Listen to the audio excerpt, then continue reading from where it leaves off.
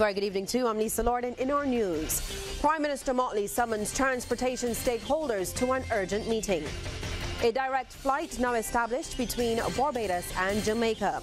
JMMB Group Limited set to delist from the Barbados Stock Exchange. And in sports, Windies pacer Kemar Roach back from injury. Broadcasting from our studios in the Pine St. Michael, this is CBC News Night, starting now.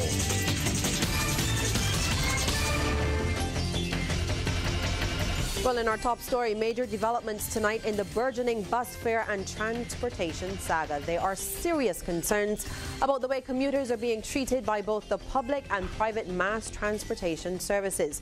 Our Ryan Broom is live now with that story. Good evening to you, Ryan. Good evening, Lisa. Good evening, viewers. Well, the developments have reached the stage where Prime Minister Mia Motley has summoned an urgent meeting of the major players in the transportation sector at government headquarters tomorrow. Press Secretary Roy Morris says the meeting will be aimed at addressing the problems being identified by members of the traveling public. Mr. Morris and other senior government officials have been visiting the bus terminals over the past 2 days following the start of the increased bus fares. There is no doubt that the gap between the expectations of commuters and what is being delivered by both the public and private sector players is too great for business as usual to prevail. What is also clear from observation is that it would not be a misrepresentation to describe what now obtains as being in crisis or near crisis. However, the Prime Minister has made it clear that she is determined to ensure there are short-term solutions put in place while the country awaits the arrival of new buses. And Mr. Morris says while Prime Minister Motley has been out of the island over the past week, she has continued to monitor the situation closely. He says tomorrow's meeting is therefore to ensure that all players understand that the best interest of commuters has to be at the forefront of decision-making and actions taken. Mr. Morris also shared some of the feedback he received from commuters after he, along with Ministers Cynthia Ford and Senator Kay McCartney, spent more than 4 hours in the Fairchild Street terminal yesterday. I think it would be fair to say that while the 350 bus fare, the increase from $2 to $3.50, will present some measure of hardship to some commuters, there was the overwhelming feedback that commuters really don't mind paying the $3.50 if they are going to get a proper service. In other words, they don't have to wait from 10 in the morning to 4 in the afternoon for a bus. So yes, I think $3.50 represents some challenge for some people, but it would be much more palatable if the service offered by the Transport Board was up to scratch. And Mr. Morris and Ministers Ford and McCartney would have also gone back out in the field again today, this time to assess the situation at the Cheapside terminal. Lisa? Ryan, Mr. Morris identified some concerns addressed by commuters related to both Transport Board and the PSVs. Did he at all mention any more examples? Well, yes, actually, regarding the PSVs, he said some commuters feel the PSVs are being rewarded in some ways for their bad behavior with the fare increase. He says the argument before is that the low fare caused them to hustle and sometimes engage in bad behavior, and even now with the increased fare, the same behavior continues. But on the flip side, he says in the Transport Board terminals, there's clearly a better need for communication to commuters, at the very least to let them know a bus will be delayed for an hour or two or more, so that they in many cases don't find themselves standing by the turnstiles for extended periods of time for a bus that officials may be aware would not be coming for a few hours. So clearly room for improvement in the basic area of service by both the PSVs and the Transport Board. And what time is the meeting tomorrow? That meeting will be at 11 o'clock tomorrow at government headquarters. Okay. Well, go ahead. In other words, Public Relations Officer of the Alliance of Owners of Public Transport, or AOPT, Mark Haynes, says some operators realized a slight shift to the Transport Board buses today on day 2 of the new fare hike as school children joined the traveling public with the start of the new term. While school children are allowed to ride for free on the state-owned Transport Board buses, there is no similar provision for them to ride for free on the privately owned minibuses and ZRs. Mr. Haynes says they will continue to monitor the situation. Well, it has been a relatively quiet day for all intents and purposes, from what I have seen, I think that school children will make an effort to assist their parents in terms of, they know going forward things have to change. You know, the bus fares have gone up. That is not an issue now. So it's something with which the public has to live, and the law is that bus fare is $3.50 unless they catch the government buses. I have seen government buses where many school children were aboard them. So I suspect that many children will gravitate towards the transport board buses where they are available, but there has been smooth sailing for what I have picked up thus far. So, Lisa, clearly a developing story here in this transportation issue, and of course some answers will come at the end of that meeting tomorrow at government headquarters. Indeed, a major meeting tomorrow at 11 in the morning. Thanks so much, Ryan. And sticking with transportation-related news, at least one secondary school intends to assist its students by offsetting the transportation costs to and from the school. Rianne Phillips tells us more. Students of the Parkinson Memorial mainly take Pine and Wildy minibuses to travel to and from school. These students find themselves at a disadvantage because the transport board, on which allows them to travel for free, does not service the Pine area where the school is located often. The situation is one which Principal Ian Holder is familiar with and is formulating a plan to assist. We don't have any transport board buses working in our area, and our students are generally traverse to and fro with the minibuses. And I do foresee that even with the $2, some students had a difficulty getting to school sometimes. So I'm expecting some problems with the increased bus fare with our students. So we're hoping that we can come with some ideas where we can assist our students to make it easier for them. For the first day, he observed attendance numbers have been stable. The morning would have gone quite smoothly. We had our General Assembly, and those students would have been early, and we would have had things going according to plan. In Bridgetown, under a dozen students were seen at bus stops at 9 this morning. Many seemingly took advantage of the free trips provided on the state-owned transport board buses. But for some ZR and minibus drivers, this meant another slow business day.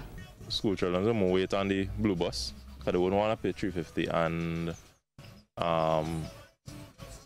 they like the carpool, they get rides with people and stuff. They try and avoid the $3.50. This morning was slow. Also yesterday was very slow, right? But I know this first week will be slow, so I ain't worrying. I'm really looking forward for next week. PSV operators are remaining optimistic business will improve next week. Rianne Phillips, CBC News. Well, from ground transportation to the skies, travel between Barbados and Jamaica has been made a bit easier and quicker. Caribbean Airlines has provided a bridge linking the two CARICOM states through direct flights. And we hear more in this report from Kishmar Sinjus. The inaugural Caribbean Airlines direct flight between Jamaica and Barbados touched down last evening at the Gradley Adams International Airport to much fanfare. Minister of Tourism and International Transport Kerry Simmons says the service is important to Barbados at this time. The linkage between Bridgetown, Barbados and Kingston, Jamaica in about 2.5 hours for an average Barbadian who is seeking to do some business in Jamaica, at whatever level of the economic ladder that person may be, is an essential and important thing. The ease of facilitating business so that you do not have to go through customs twice for one trip between Barbados and Jamaica because you had to stop off at some other port is an important thing for the facilitation of business. CAL says it has been listening to its customers and stakeholders. It also says air transportation is critical to the Caribbean. Some of you may or may not know, but many years ago, when the leaders of the Caribbean sought to establish the Federation, they identified 3 factors as being critical to Caribbean integration. These factors were West Indies cricket. We'll discuss that at another time. The University of the West Indies, which really is a beacon for academia, not only in the region but in the world, and an airline. Today, Caribbean Airlines is that airline. CAL's direct flight between Barbados and Jamaica will operate twice weekly, every Monday and Friday. Kishma Senjis, CBC News. And Caribbean Airlines has been designated the official carrier of the Cropover Festival. The announcement was made by Minister Simmons. It is a decision that has been taken after some lengthy discussions with our partners, Caribbean Airlines. I am assured by Carol Roberts, who is present, that this is just the tip of the iceberg and that better will come, even better will come. But I am very happy to be able to make that announcement this evening and to share with you that exciting news. And the Tourism Minister says that CAL has been working with Barbados through its own marketing campaign. They have a theme called the Caribbean Identity, which, as I understand it, goes a great distance in this region towards showcasing the commonality of the region, but also the region's commitment and dedication to culture and to arts. And I think that is a very important thing. Well, Sherwood McCaskey is the new acting general manager at the Caribbean Broadcasting Corporation. He took up the position from today, replacing Andrew Green, who reverts to his substantive position as Chief MCTV Officer. Mr. McCaskey has been employed at the CBC from 2004 and has been head of the Archives and Information Department for the past decade. The Board of Management has expressed its thanks and gratitude to Mr. Green for the service rendered over the past 5 months, particularly at the critical time when the corporation was required to significantly restructure its operations. What's Trending is brought to you by Trident Insurance. We treat you like family. And Sharika is here now in our social media corner to tell us what is trending. Good evening, Sharika. Good evening, Lisa. And here's what's trending. Now, yesterday we learned that an idea by UE social work student Crystal Harris resulted in a beautiful upgrade to a bathroom at the Commonwealth School. While on Facebook, many people are congratulating the effort, like Catherine Wilson, who says things like this are why she still has faith in the youth. Pamela Jones says the initiative shows the excellence that Barbadians are capable of, and Dory Pye is in favor of the idea and congratulated all who were involved in the project. And over at the St. George Secondary School, students will soon have some spruced up surroundings to enjoy. The school has been undergoing renovations, including significant repairs to the restrooms, and is expected to reopen next week. These photos were shared with us by Sherville Harris, an old scholar. He also told us that the alumni is converting a room at the school to a gym for the school's athletes, who he's confident will be lifting the BSAC championship sometime soon. Now, if you're looking for some inspiration when the going gets tough, take a look at this footage. It shows former Marine Micah Herndon crawling on his hands and knees as he struggled to complete the Boston Marathon yesterday. Herndon's leg locked up during the race, and although he was in pain, he was determined to finish in honor of 3 friends who died in Afghanistan. And of course, once he crossed the finish line, Michael was lifted into a wheelchair and received medical attention. Now, I feel like this one should come with a disclaimer, so don't try this at home. In Northern Ireland, a group of thieves have come up with a unique way to commit their crimes. As you can see from this security cam footage, they have been using excavators to dig ATM machines out of the sides of buildings. Apparently, this robbery is just one of 11 that have happened since January this year, and the digger was also stolen from a construction site nearby. The criminals have been dubbed the hole-in-the-wall gang by Irish media. Now, Bajan beauty Rihanna keeps making money moves, as the young people say. Recently, she starred in a short film called Guava Island, alongside rapper Childish Gambino, whose real name is Donald Glover. This clip, which he shared on his Instagram page, has received over 500,000 likes so far. The film was free to stream on Amazon for a limited time, but it's now only available to Amazon Prime subscribers. And as I'm sure you know, Easter weekend is fast approaching. In Barbados, it's usually a time for some serious reflection and worship, but it also gives many of us the opportunity to take in some kite flying. And although the traditional way of making kites has been described as a dying art, some Barbadians are doing their best to ensure that it keeps going. These photos show a kite making class at the Berean Bible Church, attended by church members who got a chance to try their hands at the skill. It was led by David Boyce, a kite maker for about 4 decades. And thanks to Patricia Ann for that information. And if you do decide to go kite flying yourself, please be safe and make sure you don't end up like the man in this clip.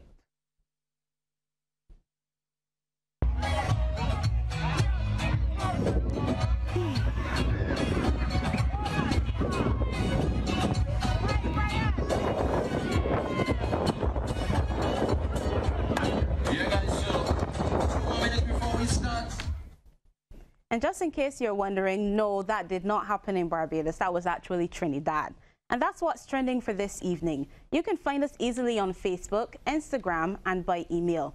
Now, Lisa, I know you consider yourself a country girl. Did you have kite flying days? Of course, Sharika. We had to use flour, water, cane bones, and paper. We didn't have the fancy kites back then. I think you heard somebody talking about that. I can't see you flying a kite. Yeah, you're still young. Thanks so much. Well, as we told you earlier in the news, government officials have been touring the river terminal. They were out again late this afternoon, seeking to find out firsthand what commuters are experiencing. Those involved in the tour this afternoon included Elder Affairs Minister Cynthia Ford, Minister of Innovation Senator Kay McConney, as well as the Prime Minister's Press Secretary Roy Morris. Minister Ford stressed their dissatisfaction with the current state of affairs. We are extremely concerned. Most people whom we interviewed, they not mind in the same way paying for the bus because they understand if the bus fare goes up to $3.50, it will impact on them. But what we have found is that many of them are saying, we don't mind paying the $3.50, but we have a problem not getting a bus. And you would appreciate if you go to the bus stand at 10 o'clock, and you see 4 o'clock come and you cannot get a bus going your route, meaning a transport board bus, that poses some problems because you're talking people who are trying to get to work in different locations, persons who have gone to the hospital to meet the doctor's appointment, persons who came to pick up groceries, and the bulk of those persons are senior citizens. And Senator McConney noted the concerns of commuters must be heard. It was important for us to come out and hear from the public very directly what their experiences are right now. Yesterday we had the opportunity to be in the Fairchild Street terminal for more than 3-4 hours yesterday, and we had the opportunity to spend several hours in the morning and in the afternoon at different times, different ride times for people to hear what their opinions are. And it's interesting that there are several different stories, and I think it's very important that we hear all of them. Well, this news just coming to hand. Police are reporting a death at Pizza Man Dock at Sheraton. They say that a staff member fell, struck his head, and succumbed to the injury. The incident, according to police, occurred around 6:15 this evening. A challenge has been thrown out to the University of the West Indies to develop programs to assist government in managing its aging population. It came from Prime Minister Mia Amor-Motley. She says the idea was shared as she chaired a recent UE committee meeting. Ms. Motley believes a restructured framework for pensions and health insurance is needed. Because pensions and health care have been the two things that have galloped literally at a rate higher than almost any other area of economic activity. Now, I've contextualized it not just focusing on elderly abuse, because in our view, all of these things are interrelated, and in some instances, the abuse is taking people's pension checks and using them, and that's why we're trying to move more and more to systems that will be safer with respect, in some instances, to digital payments, in other instances to accounts that will help them manage what they need better.